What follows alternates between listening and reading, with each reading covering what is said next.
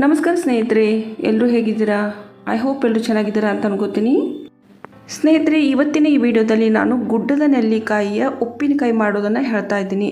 ಇದೊಂಥರ ಹೇಗಿದೆ ಅಂತಂದರೆ, ಇದನ್ನು ನೀವು ಪರಾಠೆ ಅಥವಾ ನೀವು ಚಪಾತಿ ಅಥವಾ ರೊಟ್ಟಿ ಜೊತೆ ಕೂಡ ತಿನ್ಬೋದು. ಈ ಒಂದು ಉಪ್ಪಿನಕಾಯಿನ ಉಪ್ಪಿನಕಾಯಿ ಟೇಸ್ಟ್ ಹೇಗಿರುತ್ತೆ ಅಂತಂದರೆ, ಸ್ವಲ್ಪ ಸಿಹಿ ಇರುತ್ತೆ, ಸ್ವಲ್ಪ ಹುಳಿ ಕೂಡ ಇರುತ್ತೆ.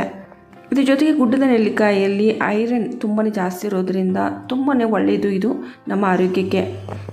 ಇನ್ನು ಇದೆಲ್ಲರ ಜೊತೆಗೆ ಈ ಒಂದು ಉಪ್ಪಿನಕಾಯಿನ ನೀವು ವರ್ಷಾನುಗಟ್ಟಲೆ ಇಡ್ಬೋದು, ಸ್ಟೋರ್ ಮಾಡಿ ಯಾವುದೇ ರೀತಿಯದು ಕೆಡೋದಿಲ್ಲ. ಸೊ ಹೀಗಾಗಿ ಇದು ತುಂಬಾ ಒಂದು ಒಳ್ಳೆಯ ರೆಸಿಪಿ ಅಂತ ಕೂಡ ಹೇಳ್ಬೋದು. ಇವಾಗ ಗುಡ್ಡದ ನೆಲ್ಲಿಕಾಯಿ ಸಾಕಷ್ಟು ಸಿಗ್ತಾ ಇದೆ ಮಾರ್ಕೆಟಲ್ಲಿ. ಸೊ ಒಮ್ಮೆ ನೀವು ಮಾಡಿ ಇಟ್ಕೊಂಡ್ರೆ ವರ್ಷಾನುಗಟ್ಟಲೆ ತಿನ್ಬೋದು. ಸೊ ಹಾಗಿದ್ರೆ ವಿಡಿಯೋ ಸ್ಟಾರ್ಟ್ ಮಾಡೋಣ. ಫಸ್ಟಿಗೆ ನಾನಿಲ್ಲಿ 2.5 ಗ್ಲಾಸ್ ನೀರನ್ನು ಕಾಯ್ದಕ್ಕೆ ಇಟ್ಟಿದ್ದೀನಿ. ಇದು ಚೆನ್ನಾಗಿ ನೀರು ಕುದಿ ಬರಬೇಕು. ಸೊ ಕುದಿ ಬರುವಾಗ ನಾವು ಚೆನ್ನಾಗಿ ತೊಳೆದಿಟ್ಕೊಂಡಿರೋ ಗುಡ್ಡದ ನೆಲ್ಲಿಕಾಯಿನ ಸೇರಿಸ್ತಾ ಇದ್ದೀನಿ. ಈ ರೀತಿ ಗುಡ್ಡದ ನೆಲ್ಲಿಕಾಯಿ ಅಂತ ನಮ್ಮ ಉತ್ತರ ಕರ್ನಾಟಕದ ಕಡೆ ಪದಾನ ಯೂಸ್ ಮಾಡ್ತಾರೆ. ಬಟ್ ನಾರ್ತ್ ಕರ್ನಾಟಕದಲ್ಲಿ ಏನಂತಾರೆ ಅಂತ ನನಗೆ ಗೊತ್ತಿಲ್ಲ. ನಿಮ್ಗೆ ಗೊತ್ತಿದ್ದರೆ ನನಗೆ ಕಮೆಂಟಲ್ಲಿ ತಿಳಿಸಿ. ಆ್ಯಂಡ್ ಈ ಒಂದು ನೆಲ್ಲಿಕಾಯಿನ ಯಾವ್ಯಾವ ರೂಪದಲ್ಲಿ ನೀವು ಎಷ್ಟು ತಿಂತೀರೋ ಅಷ್ಟೇ ಒಳ್ಳೆಯದು ಆರೋಗ್ಯಕ್ಕೆ. ನಾನು ಹಾಗೆಯೇ ಸ್ವಲ್ಪ 2 ರಿಂದ 3 ನಿಮಿಷ ಕುದಿ ಬಿಡ್ತಾ ಇದ್ದೀನಿ. ಕೇವಲ ನಮಗೆ ನೆಲ್ಲಿಕಾಯಿ ಸ್ವಲ್ಪ ಮೆತ್ತಗೆ ಆಗಬೇಕು ಮಾತ್ರ. ನೆಲ್ಲಿಕಾಯಿ ಮೆತ್ತಗೆ ಆಗಿದೆಯೋ ಇಲ್ವೋ ಅಂತ ಈ ರೀತಿ ನೀವು ಒಂದು ಸಾರಿ ಚೆಕ್ ಮಾಡಿದರೆ ಆಯಿತು. ನೋಡಿ, ಈ ರೀತಿ ಜಸ್ಟ್ ಚಾಕು ಹಾಕಿದರೆ ಅದು ಕಟ್ಟಾಗಬೇಕು. ಸೊ ಆ ರೀತಿ ಅದು ಕಟ್ಟಾಗ್ತಾ ಇದೆಯೋ ಅಥವಾ ಇಲ್ವೋ ಅಂತ ನೋಡಿದರೆ ಗೊತ್ತಾಗುತ್ತೆ. ನೋಡಿ, ಇದು ಇವಾಗ ಚೆನ್ನಾಗಿ ಬೆಂದಿದೆ, ಅಂದರೆ ಇದು ಜಸ್ಟ್ ಸ್ಮೂತ್ ಆಗಿದೆ ಅಂತ ಹೇಳ್ಬೋದು. ತುಂಬಾ ಬಾಯ್ಲ್ ಮಾಡಬೇಡಿ, ಜಸ್ಟ್ ಸ್ಮೂತ್ ಆದರೆ ಸಾಕು. ಇವಾಗ ಇವುಗಳನ್ನು ಸ್ವಲ್ಪ ನೀರಿನಿಂದ ಸಪ್ರೇಟ್ ಮಾಡಿ ಇದನ್ನು ಸ್ವಲ್ಪ ತಣ್ಣಗಾಗೋದಕ್ಕೆ ಇಡೋಣ. ಆ್ಯಂಡ್ ನೀರೇನು ಬಾಯ್ಲ್ ಮಾಡಿಟ್ಟಿದ್ದೀವಿ ಇದನ್ನು ನೀವು ಮಾರ್ನಿಂಗ್ ಖಾಲಿ ಹೊಟ್ಟೆಯಲ್ಲಿ ಕುಡಿತಾ ಬಂದರೆ ನಿಮ್ಮ ಸಕ್ಕರೆ ಕಾಯಿಲೆ ಆಯಿತು, ನಿಮಗೆ ವೆಯ್ಟ್ ಲಾಸ್ ಮಾಡೋದಕ್ಕೆ ತುಂಬಾ ಹೆಲ್ಪ್ ಆಗುತ್ತೆ. ಸೊ ಈ ನೀರನ್ನು ಎಸಿಬೇಡಿ, ಇದನ್ನು ಸ್ಟೋರ್ ಮಾಡಿಟ್ಟು ಮಾರ್ನಿಂಗ್ ಎದ್ದ ತಕ್ಷಣ ನೀವು ಇದನ್ನು ಕುಡಿದ್ರೆ ಒಳ್ಳೆಯದು ಅಂತಲೇ ಹೇಳ್ಬೋದು. ಇವಾಗ ನೆಲ್ಲಿಕಾಯಿ ತಣ್ಣಗಾಗಿದೆ. ಸೊ ಇವಾಗ ನಾವು ಇದನ್ನು ಸ್ವಲ್ಪ ಬಿಡಿ ಬಿಡಿಯಾಗಿ ಮಾಡ್ಕೊಂಬಿಡೋಣ.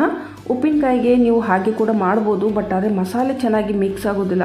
ಸೊ ಅದಕ್ಕೋಸ್ಕರ ನಾನು ಈ ರೀತಿ ಬಿಡಿ ಬಿಡಿಯಾಗಿ ಬಿಡಿಸ್ಕೊಂಡು ನಂತರ ನಾವು ಒಗ್ಗರಣೆನ ತಯಾರು ಮಾಡೋಣ. ನೋಡಿ, ಕಂಪ್ಲೀಟಾಗಿ ನಾನಿವಾಗ ಸ್ವಲ್ಪ ಎಲ್ಲ ಪೀಸಸ್ಗಳನ್ನ ಈ ರೀತಿ ರೆಡಿ ಮಾಡಿ ಆಗಿದೆ. ಸೊ ಇನ್ನು ನಾವು ಇದಕ್ಕೆ ಒಗ್ಗರಣೆನ ರೆಡಿ ಮಾಡೋಕ್ಕೂ ಸ್ವಲ್ಪ ಮಸಾಲೆ ಕೂಡ ಇದಕ್ಕೆ ನಾವು ಹಾಕಿ ಪ್ರಿಪೇರ್ ಮಾಡಿಕೊಂಡು ನಂತರ ಈ ಒಂದು ನೆಲ್ಲಿಕಾಯಿಗಳನ್ನು ಅದಕ್ಕೆ ಮಿಕ್ಸ್ ಮಾಡೋಣ. ಇಲ್ಲಿ ನಾನು ಉಪ್ಪಿನಕಾಯಿ ಮಾಡೋದಕ್ಕೆ ಸಾಸಿವೆ ಎಣ್ಣೆ ಬಳಸ್ತಾ ಇದ್ದೀನಿ. ಉಪ್ಪಿನಕಾಯಿಗೆ ನೀವು ಸಾಸಿವೆ ಎಣ್ಣೆ ಬಳಸ್ಬೋದು, ಒಳ್ಳೆಯದು. ಅದರ ಜೊತೆಗೆ ಅದಿಲ್ಲ ಅಂತಂದರೆ ನೀವು ಇದು ಒಂದು ಎಳ್ಳಿನ ಎಣ್ಣೆ ಅಂತ ಬರುತ್ತೆ. ಸೊ ಅದನ್ನು ಕೂಡ ನೀವು ಉಪ್ಪಿನಕಾಯಿಗೆ ಬಳಸ್ಬೋದು. ಇವೆರಡು ಎಣ್ಣೆ ಉಪ್ಪಿನಕಾಯಿಗೆ ತುಂಬ ಒಳ್ಳೆಯದು. ಎಣ್ಣೆ ಚೆನ್ನಾಗಿ ಕಾದ್ಮೇಲೆ ಇಲ್ಲಿ 1 ಟೇಬಲ್ ಸ್ಪೂನ್ ನಾನು ಮೆಂತ್ಯ ಕಾಳನ್ನು ಹಾಕ್ತಾಯಿದ್ದೀನಿ. ನಾವು ತೊಗೊಂಡಿರೋ ನೆಲ್ಲಿಕಾಯಿ 250 ಗ್ರಾಮ್ ಇದೆ. ಸೊ ಆ ಪ್ರಕಾರ ನಾನಿಲ್ಲಿ 1 ಟೇಬಲ್ ಸ್ಪೂನ್ ತೊಗೊಂಡಿದ್ದೀನಿ. ನೀವು ಅಕಸ್ಮಾತ್ 500 ಗ್ರಾಮ್ ತೊಗೊಂಡ್ರೆ 2 ಟೇಬಲ್ ಸ್ಪೂನ್ ಮೆಂತ್ಯ ಕಾಳನ್ನು ಬಳಸ್ಬೋದು.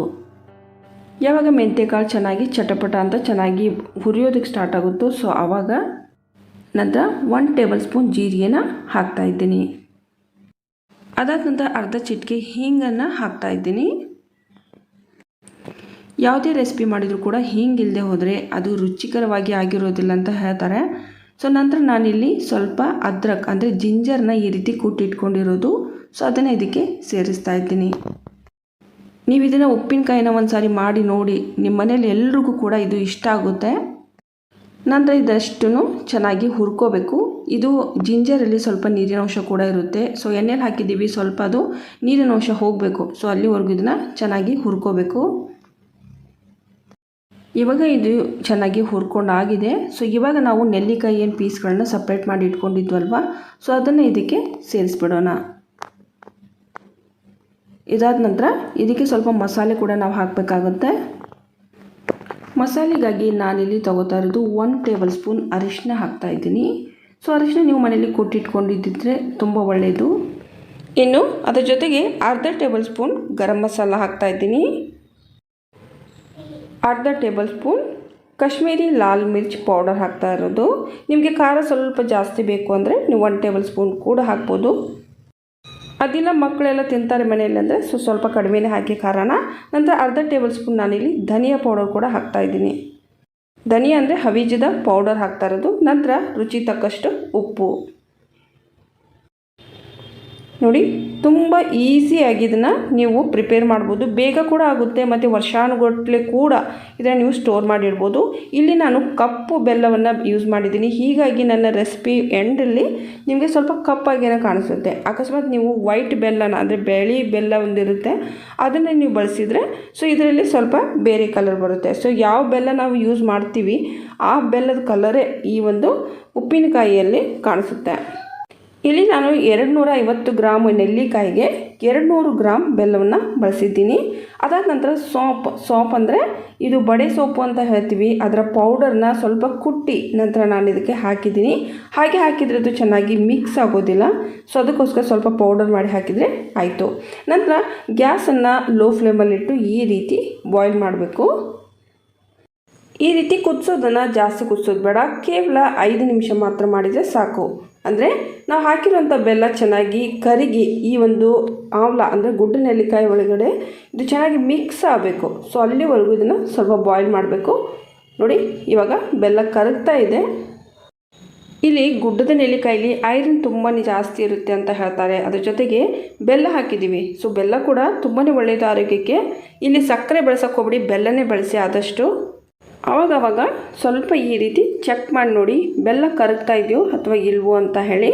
ನೀವು ಗ್ಯಾಸನ್ನು ಲೋ ಫ್ಲೇಮಲ್ಲಿ ಇಟ್ಟೆ ಇದನ್ನು ಮಾಡಬೇಕು. ಇವಾಗ 2 ರಿಂದ 3 ನಿಮಿಷ ಆಗಿದೆ, ಬೆಲ್ಲ ಚೆನ್ನಾಗಿ ಕರಗಿದೆ, ನೀವು ನೋಡ್ಬೋದು. ಇದ್ರ ಜೊತೆಗೆ ಆಮ್ಲದ ಜ್ಯೂಸ್ ಕೂಡ ಬೆಲ್ಲದಲ್ಲಿ ಮಿಕ್ಸ್ ಆಗ್ತಾ ಇದೆ. ಸೊ ನೀವು ನೋಡ್ಬೋದು, ನೋಡಿ ಈ ರೀತಿ ಆಗಬೇಕು. ನಂತರ ಮತ್ತೆ ನಾನು ಇವಾಗ ಇದನ್ನು 2 ನಿಮಿಷ ಹಾಗೆಯೇ ಬಾಯ್ಲ್ ಮಾಡೋದಕ್ಕೆ ಇಡ್ತೀನಿ. 2 ನಿಮಿಷ ಆಗಿದೆ. ಸೊ ನೀವು ನೋಡ್ಬೋದು ಇವಾಗ ಬೆಲ್ಲ ಚೆನ್ನಾಗಿ ಬಾಯ್ಲ್ ಆಗ್ತಾ ಇದೆ, ಆಮ್ಲದಲ್ಲಿ ಮಿಕ್ಸ್ ಕೂಡ ಆಗ್ತಾ ಇದೆ.